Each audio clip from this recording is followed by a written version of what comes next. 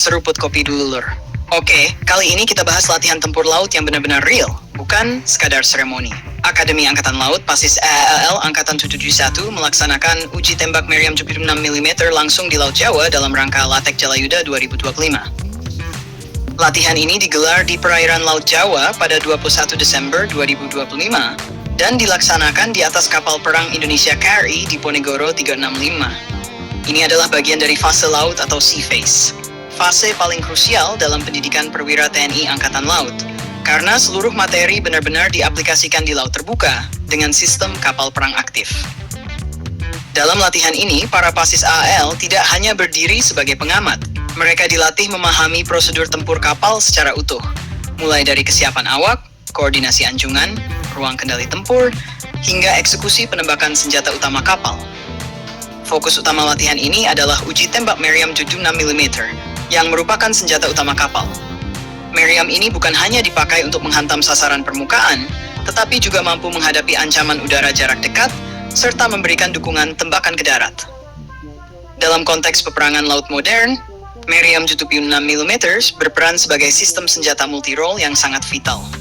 Proses uji tembak dilakukan melalui prosedur gunnery exercise atau GUNEX, di mana seluruh sistem kapal diuji secara simultan.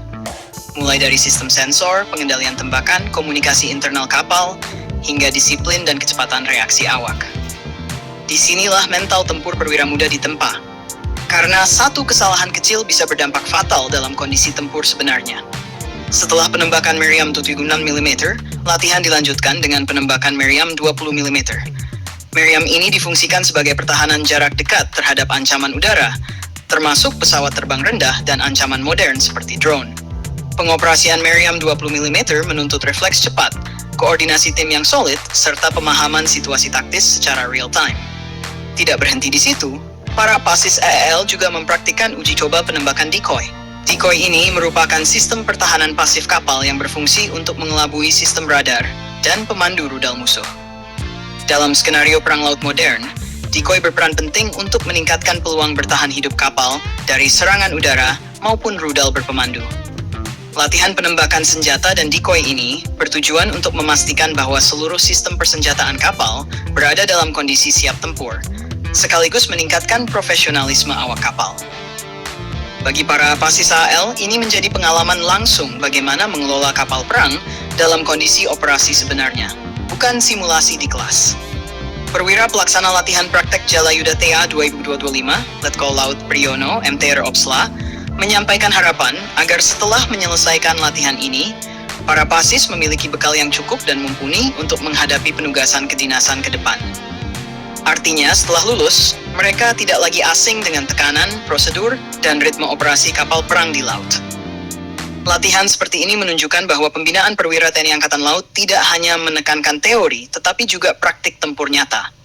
Dengan membiasakan calon perwira menghadapi kondisi operasional sejak dini, kesiapan tempur Armada Laut Indonesia dapat terjaga secara berkelanjutan. Jadi bisa disimpulkan, uji tembak meriam 76 mm di KRI di Ponegoro 365 ini bukan sekadar latihan rutin. Ini adalah bagian penting dari proses pembentukan perwira laut yang benar-benar siap mengoperasikan kapal perang Indonesia dalam berbagai skenario ancaman di laut.